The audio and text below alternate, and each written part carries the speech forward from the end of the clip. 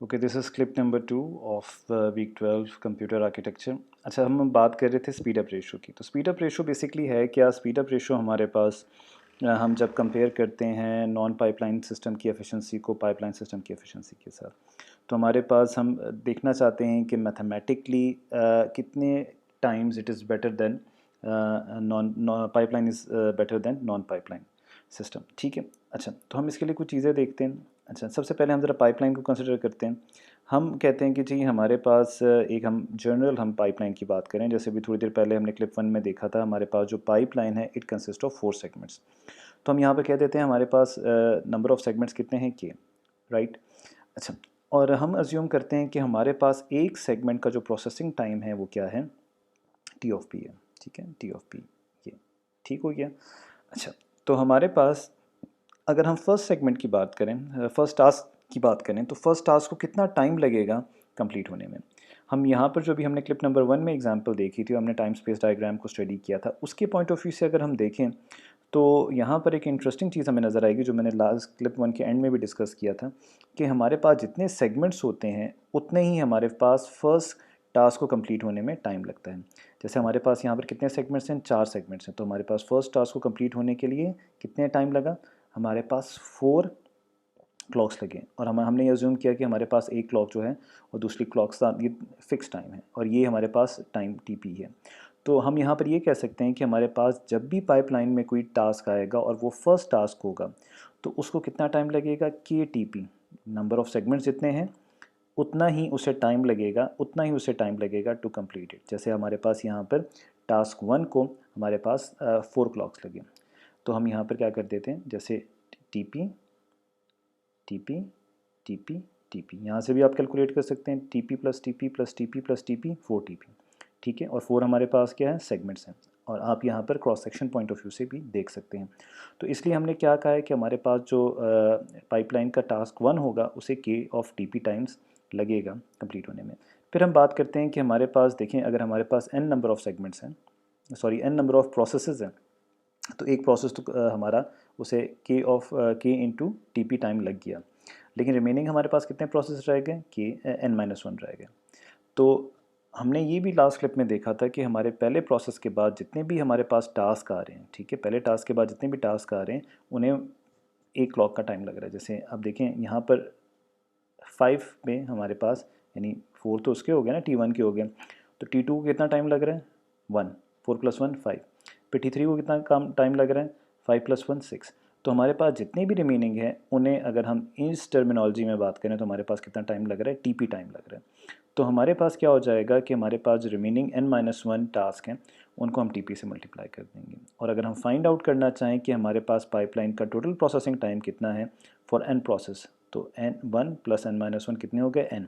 तो ये मेरे पास किसका टाइम आ गया, ये मेरे पास टाइम आ गया फर्स्ट टास्क का, और ये मेरे पास n-1 का टाइम आ गया।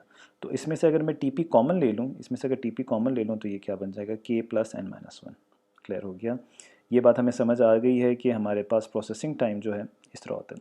अच्छा, आप अगर मैथमेटिकली देखना चाहें और आपको समझ नहीं आई तो यहाँ पर भी आप देख सकते हैं। देखिए 4 क्लॉक्स लगी हैं किसको, टास्क 1 को, और उसके बाद टोटल हमारे पास टास्क कितने थे, 6 थे। ठीक है, यानी 6 क्या था, n = 6 था। तो एक टास्क का तो हमें जब समझ आ गई कि 4 हो गए, रिमेनिंग आपके पास कितने रह गए, n-1, 6-1 कितने रह गए, 5। तो 4 + 5 9 क्लॉक्स आ गई। ये आपको स्पेस टाइम डायग्राम भी बता रहा है। तो इसमें आपको आई होप कि कोई कन्फ्यूजन नहीं होनी चाहिए, but if you have questions तो you are most welcome to ask. ठीक हो गया, तो ये हमारे पास आ गई। अब हम बात करेंगे नॉन पाइपलाइन सिस्टम की। जब हम नॉन पाइपलाइन सिस्टम को देखते हैं, यहाँ पर for the sake of visualisation हमने एक नॉन पाइपलाइन का डायग्राम बनाया हुआ है। नॉन पाइपलाइन हमारे पास सिस्टम ऐसे होता है जिसमें कोई सेगमेंट नहीं होते। तो आप ये सोचेंगे कि ये हमने क्या बनाया है, ये just for the sake of comparison बनाया है कि वही काम अगर एक नॉन पाइपलाइन सिस्टम करें तो कैसे करेगा। अब चूंकि ये इसमें हमारे पास सेगमेंट्स इंडिपेंडेंट नहीं है, तो हम क्या करते हैं, जब हम एक टास्क को डालते हैं नॉन पाइपलाइन सिस्टम के अंदर, तो वो स्टेप बाय स्टेप जाता है, पहले इधर जाएगा फिर इधर जाएगा। यानी हमारे पास हम उसको डालेंगे यहाँ पर और हमारे पास वो प्रोसेस होकर निकलेगा यहाँ पर। तो हमारे पास कितनी क्लॉक्स लगी एक टास्क को कंप्लीट होने के लिए, 4। सिमिलरली इररिस्पेक्टिव कि वो फर्स्ट टास्क है या वो सेकंड टास्क है या थर्ड टास्क है, आप जब तक हमारे पास टास्क 1 प्रोसेस नहीं हो सकता, हम नॉन पाइपलाइन में टास्क 2 इंसर्ट ही नहीं कर सकते। जैसे ही हमारे पास टास्क 1 प्रोसेस हुआ, उसके बाद हमने क्या किया, टास्क 2 को इंसर्ट किया। अब देखें यहाँ पर हमारे पास टास्क 1 को कंप्लीट होने में 4 यूनिट्स लगे। सिमिलरली हमारे पास टास्क 2 को कंप्लीट होने में 4 यूनिट्स लगेंगे। सिमिलरली हमारे पास टास्क 3 को कंप्लीट होने में भी 4 यूनिट्स लगेंगे। दिस मीन्स कि हमारे पास अगर हमारे पास 6 टास्क हैं और हर को 4 क्लॉक्स लगनी है, तो ये 6 इंटू 4 24। यहाँ पर आपको क्लियरली नज़र आता होगा कि हमारे पास जो पाइपलाइन सिस्टम है वो 9 में 6 टास्क को कंप्लीट कर रहा है, और यहाँ पर अगर हम ये स्पेस टाइम डायग्राम बढ़ाते जाएं तो ये 24 क्लॉक्स लेगा 6 टास्क को कंप्लीट करने। तो क्लियरली हमें एफिशिएंसी नज़र आ रही है। ये एफिशिएंसी हमें क्यों नज़र आ रही है?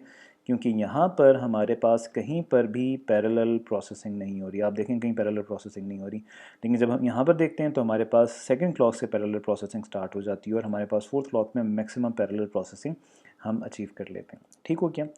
तो चलें वापस चलते हैं हम ज़रा स्पीड अप रेशो पर।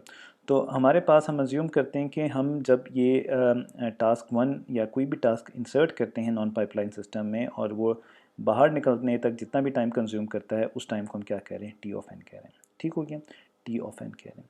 तो हमने, अगर हमारे पास एन टास्क हैं, हमारे पास एन टास्क हैं, तो हमारे पास जो टोटल टाइम होगा, जैसे हमने कहा 4 इंटू क्या आ जाएगा 624, तो हमारे पास जो टोटल प्रोसेसिंग टाइम होगा एन टास्क का वो हो जाएगा N into T of n, क्योंकि हर एक प्रोसेस कितना टाइम ले रहा है, टी ऑफ एन ले रहा है। यहाँ पर नॉन पाइपलाइन में सिस्टम फ़र्क था, टास्क 1 फ़र्क टाइम लेता था, वो मैक्सिमम टाइम लेता था, लेकिन उसके बाद जितने भी प्रोसेसेस होते थे या टास्क होते थे वो कम टाइम लेते थे। लेकिन चूंकि यहाँ पर ये नॉन पाइपलाइन सिस्टम है, तो यहाँ पर हर टास्क एक ही जितना टाइम लेगा, and that is why it is called, इसका जो टाइम हम कंप्यूट करें तो हमारे पास आ जाएगा N into T of N आ जाएगा। ठीक हो गया? अब हम जरा स्पीड अप रेशो की तरफ जाते हैं। तो स्पीड अप रेशो हमें ये बताता है कि हमारे पास नॉन पाइपलाइन सिस्टम या पाइपलाइन सिस्टम कितने टाइम्स बेटर है नॉन पाइपलाइन सिस्टम से। तो इसके लिए हम क्या कर देंगे, हम यहाँ पर हमारे पास पाइपलाइन सिस्टम का टाइम आ जाएगा, ठीक है, और नॉन पाइपलाइन जो होगा, नॉन पाइपलाइन सिस्टम का time divided by pipeline system का total processing time of N processes, ये हमारे पास आ गया। अच्छा, अब यहाँ पर हम एक अजम्पशन लेंगे, और वो अजम्पशन ये है कि हमारे पास जो नंबर ऑफ़ प्रोसेसेस होते हैं इट इज़ वेरी लार्ज, ठीक है, एन की वैल्यू बहुत ज़्यादा होती है, लेकिन नंबर ऑफ़ सेगमेंट्स कितने होते हैं, जैसे भी हमने यहाँ पर एग्जांपल में देखा 4, आगे जाके भी हम देखेंगे 4, 5 इतने ही होंगे, और उनमें से 1 माइनस भी हो जाएगा। तो हम ये करते हैं कि हम k plus n minus one की जगह इस सारे को हम क्या कंसिडर कर लेते हैं, हम n कंसिडर कर लेते हैं, और जब हम इसे n कंसिडर कर लेते हैं तो हमारे पास नॉमिनेटर में क्या हो जाएगा, n into T of n, और नीचे डिनोमिनेटर में क्या हो जाएगा, n into T of p. जब हमारे पास ये आ जाएगा तो हमारे पास n कैंसिल हो जाएगा, और फाइनली हमारे पास क्या रह जाएगा, t of n divided by t of p. Clear हो गया? ये चीज़ हमने यहाँ पर लिखी हुई, तो हमारे पास स्पीड अप जो हमारे पास आ जाएगा वो ये हमारे पास आ जाएगा। फिर अगर हम अगेन कंपेयर करें हम अपने पाइपलाइन सिस्टम को नॉन पाइपलाइन सिस्टम के साथ, तो हम कंपेयर करके देखें कि टी ऑफ एन कितना टाइम है। टी ऑफ एन बेसिकली यहाँ से लेकर यहाँ तक का टाइम है। देखें यहाँ से लेकर यहाँ तक का जो टाइम है टी ऑफ एन है, सिमिलरली यहाँ से लेकर यहाँ तक का टाइम जो है वो टी ऑफ एन है। तो अगर हम इसको देखें तो ये बेसिकली कितना टाइम लगता है, अगर हम कंपेयर करें अपने पाइपलाइन सिस्टम में, तो हमारे पास जितने सेगमेंट्स थे उसके के ऑफ टी प्लस के ऑफ टी पी है, ठीक है, के ऑफ टी पी आ गया, के इंटू टी पी है एक्चुअली। तो ये चीज़ आपको समझ आ रही है। अगर हम यहाँ पे कंपेयर कर लें कि हमारे पास यहाँ से लेकर यहाँ तक जो टाइम लगाया था वो सिर्फ पहले वाले ने लगाया था, ठीक है, तो ये सॉरी, और ये वाला टाइम इतना ही है, तो हम इसे क्या कह सकते हैं कि टी ऑफ एन क्या है, के इंटू टी ऑफ पी है। अच्छा, अगर ये वाली वैल्यू मैं इस वाली इक्वेशन में डाल दूँ टी ऑफ एन की जगह, तो ये हो जाएगा के into T of P divided by T of P. अब टी ऑफ पी नीचे भी डिनोमिनेटर में भी है, ऊपर नॉमिनेटर में, तो ये कैंसिल हो जाएगा, तो हमारे पास एस यानी speed up is equal to k, और के हमारे पास क्या है, हमारे पास नंबर ऑफ़ सेगमेंट्स हैं। तो हम ये कह सकते हैं कि जब हमारे पास दो सिस्टम्स आएँ और हमारे पास हमें पता हो एक पाइपलाइन सिस्टम है, दूसरा नॉन पाइपलाइन सिस्टम है, और हमें पता हो कि पाइपलाइन में नंबर ऑफ़ सेगमेंट्स कितने हैं, तो हम डायरेक्टली मैथमेटिकली हमने ये प्रूव कर लिया है कि हमें पता चल गया है कि हमारे पास जो मैक्सिमम एफिशिएंसी पाइपलाइन दे सकता है over the non pipeline, it will be के टाइम्स। कैसे हमें पता चला, ये आपके पास मैथमेटिकली हमने प्रूव कर लिया है, ठीक है। तो इसमें कोई कन्फ्यूजन की बात नहीं, मैं दोबारा आपको बता रहा हूँ कि अब हमारे पास ये चीज़ क्लियर हो गई है कि हमारे पास जो पाइपलाइन सिस्टम है इट इज़ के times better than non pipeline. अगर आपने एग्जैक्ट वैल्यूज़ के को पुट करके फाइंड आउट करना है तो ये फार्मूला आपके पास गिवन है, आप एग्जैक्ट वैल्यूज़ को भी पुट करके ये आप फाइंड आउट कर सकते हैं। Thank you. यहाँ पर हमारे पास क्लिप नंबर 2 जो है एंड होता है। हम क्लिप नंबर 3 में एक टाइप ऑफ पाइपलाइन है that is called arithmetic pipeline, इसको हम डिस्कस करते हैं।